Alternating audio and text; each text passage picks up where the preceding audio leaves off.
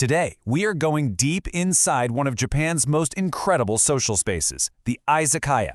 Now, you've probably seen those iconic red lanterns, right? Well, they are a sign for so much more than just a place to grab a bite and a drink. They are, quite literally, a doorway into the heart of Japanese culture. And wow, this quote just nails it, doesn't it? An izakaya is a sanctuary. It's the place where the intense pressures of the day just melt away. The social armor comes off, and people finally feel free to share their hone, their true, unfiltered feelings. Honestly, if you want to understand modern Japan, you've got to understand the izakaya. So what is it exactly?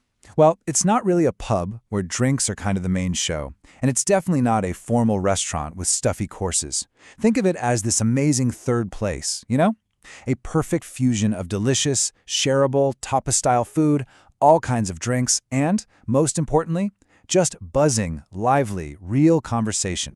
So here's what we're going to cover. First, we'll step inside and get a feel for the place. Then, we're going to decode some of the key rules in the social code. I'll also give you a super practical guide for talking about all this with a language partner. And finally, we'll look at the bigger picture. Let's dive in. All right, first up, welcome to the izakaya. Before we get into all the specific rules and customs, I just want you to imagine the atmosphere. It's not a quiet, formal restaurant, and it's not a loud, thumping bar. An izakaya has this special energy. It's a mix of sizzling food, clinking glasses, and genuine, heartfelt conversations. It's that true third place away from home and work. Okay, time to decode some of the rules. Look, for a first-timer, an izakaya can be a little bit confusing. There are a few things that might make you go, huh? But don't you worry. Our goal here is to turn any of that confusion into total cultural confidence. Okay, picture this. You just sat down. You haven't even looked at the menu yet, and poof, a small dish appears on your table. So, what's going on here? Is this a mistake? Some kind of free welcome snack? What is this thing? This, my friends, is the Otoshi system, and it's probably the #1 thing that confuses visitors. Now, you can see the two perspectives here. On the left, there's the tourist sphere. Wait, am I being scammed? But the reality, the cultural context, is on the right. It's a small, welcome appetizer to nibble on while you wait for your first drink, and it also doubles as a kind of table charge. So no, it's not a trick. It's actually a sign of hospitality. All right, next up, a classic izakaya ritual. I guarantee before anyone even cracks open a menu, you are going to hear someone say, "Toriaezu beer," which basically means beer for now, or let's just start with beer. It's a super simple way to get the ball rolling, but it's also this beautiful symbol. By starting with the same drink, the group creates this instant feeling of harmony and togetherness. So now that we've got the opening moves down, let's get into the social code. This is where we go beyond the menu and really dive into the unwritten rules of sharing and drinking that make the experience what it is. Okay, this is absolutely crucial. You have to forget the idea of my plate, your plate. The entire izakaya experience is built around sharing.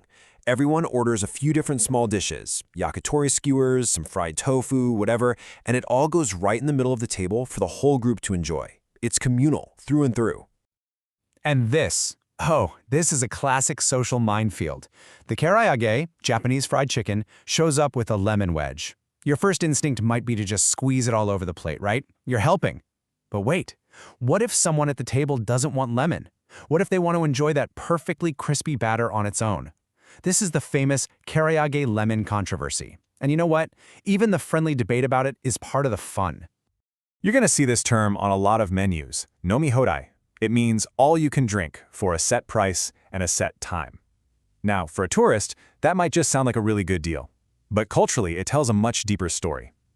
It points to why the izakaya is such a sanctuary. It's a system designed to help people really, truly let go and de-stress from Japan's incredibly high-pressure work culture.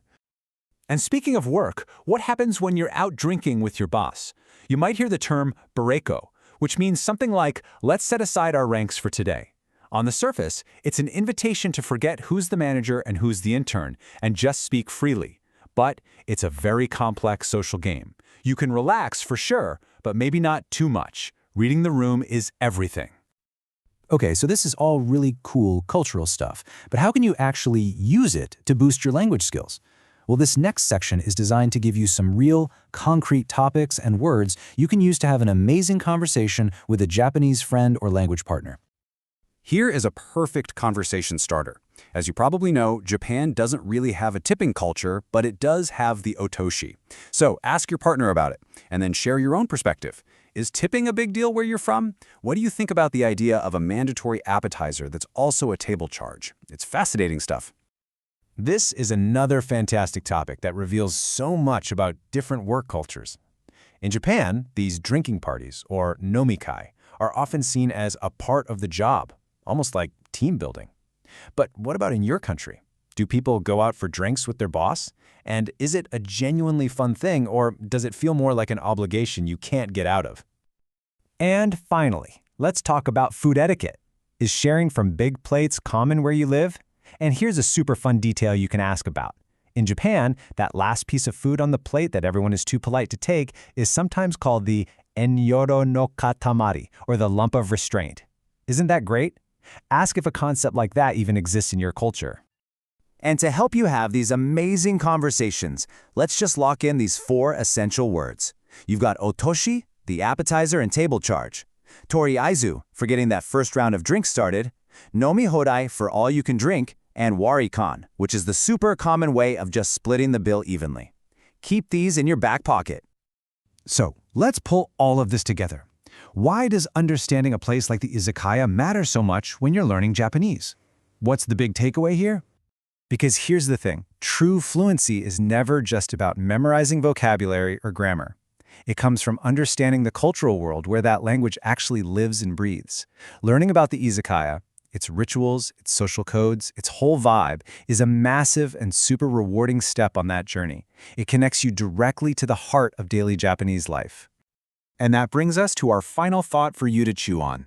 The izakaya is Japan's special sanctuary for revealing our true selves. So what about your culture? Think about it. Whether it's a local pub, a cozy coffee shop, or maybe a backyard barbecue. What's the third place in your world where people can finally let down their guard, take off their own social armor, and just be themselves? It's a great question to reflect on. Thanks for joining me for this one.